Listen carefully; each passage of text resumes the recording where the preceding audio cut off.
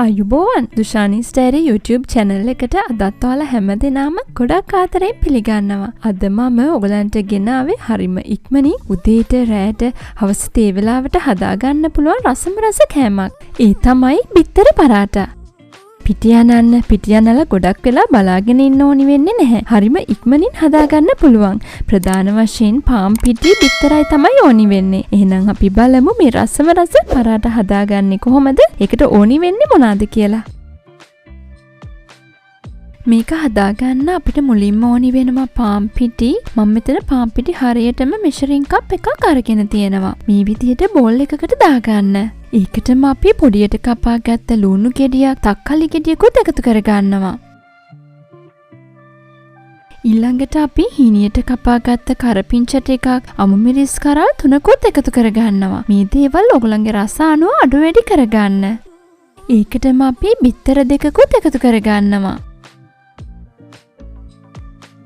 ඊළඟට ලුණු තේ හැඳි භාගයක්, කැලි මිරිස් කුඩු තේ හැඳකුත් දාගන්නවා. මේ දේවල් රස අනුව එකතු කරගන්න. ඊළඟට අපි මේක හොඳට මිශ්‍ර කරගමු. මෙන්න මේ විදිහට මම විස්ක් එකකින් හොඳට කලවම් කරගන්නවා. දැන් අපි මේකට වතුර එකතු කරගමු. මම හරියටම වතුර කෝප්පයක් ටික මේ විදිහට එකතු කරගෙන හොඳින් මිශ්‍ර කරගන්නවා. මේ විදිහට හොඳට විස්ක් එකෙන් කලවම් කරගන්න. මිශ්‍රණයේ පිටිකැට නැති වෙනකම් අපි මේ විදිහට හොඳට මිශ්‍ර කරගන්නවා. මේ විදිහට වතුර ටික ඔක්කොම එකතු කරගෙන හොඳින් මිශ්‍ර කරද්දී මෙන්න මේ වගේ පිටිකැට නැති හොඳ ස්මූත් බැටර් එකක් ඔයගලන්ට ලැබේවි.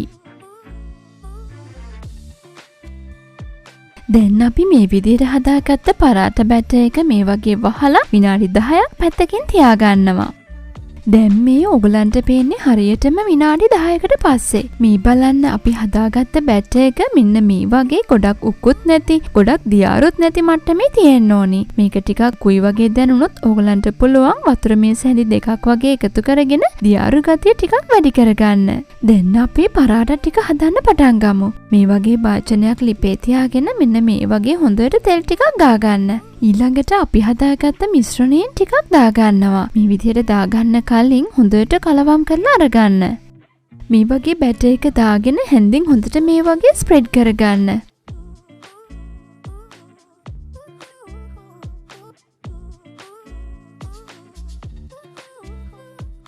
මේ වගේ පරාටා එක උඩ අමු ගතිය ගිහිල්ලා හොඳින් තැම්බුනාම අපි මෙන්න මේ විදිහට තෙල් ටිකක් ගාගන්නවා. මේ විදිහට තෙල් ටිකක් ගාගෙන අපි දැන් මේක අනිත් පැත්ත හරව ගන්නවා. මේ වගේ පරාටා එක දෙපැත්තම හොඳින් තැම්බෙනකන් අපි මේක දෙපැත්ත පෙරලමින් හොඳට පුච්ච ගන්නවා. අවශ්‍ය නම් ඔයාලා තෙල් ටිකක් ගාගන්න. මෙන්න මේ වගේ රොටිය දෙපැත්තම හොඳින් දුඹුරු පාට වුණාම අපි මේක ලිපෙන් අයින් කරගන්නවා. අපි දැන් තවත් එකක් හදාගමු. මෙන්න මේ වගේ පෑන් එකේ හොඳට තෙල් ටිකක් ගාගෙන අපි හදාගත්ත මිශ්‍රණයෙන් කොටස මේ වගේ දාගන්නවා. මේ විදිහට එකම ප්‍රමාණය දාගත්තාම ඔයගලන්ට එක හා සමාන රොටි ටිකක් හදාගන්න පුළුවන්. ඊළඟට හැන්දෙන් මේ වගේ ලස්සනට පරාටා එකේ හැඩේන විදිහට හදාගන්න. මේ වගේ උඩ හොඳින් තැම්බුනාම තෙල් ටිකක් ගාගන්නවා. ඊළඟට අපි මේක අනිත් පැත්ත හරවගමු.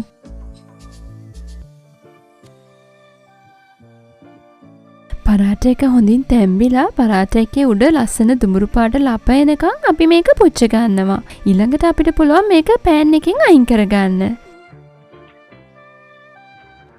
දැන් මේ තියෙන්නේ අපි හදාගත්ත රසම රස බිත්තර පරාටා. අපි ගත්ත පාම් පිටි කෝප්පෙන් ලොකු පරාටා 5ක් හදාගන්න පුළුවන්. ඒ වගේම කැරට්, ලීක්ස්, බෙල් පෙපර් මේ වගේ දේවල් එකතු කරගෙන මේකේ රස ගොඩක් වැඩි කරගන්නත් පුළුවන්. ඉතින් මං හිතනවා උදේට රැට හවස තේ වෙලාවට ඉක්මනින් හදාගන්න පුළුවන් මේ රසම රස පරාටා ඕගොල්ලොත් හදලා රස විඳින්න කියලා. මේ වීඩියෝ එකට කැමති නම් ලයික් එකක් දෙන්න, ෂෙයා කරන්න. ඒ වගේම දුෂානි ස්ටයිරි YouTube channel එකට subscribe වෙන්න. අපි ආයෙමත් මේ වගේ රසවත් වීඩියෝ එකකින් හමු වෙමු. ඔයගොල්ලෝ හැමෝටම සුබ දවසක්.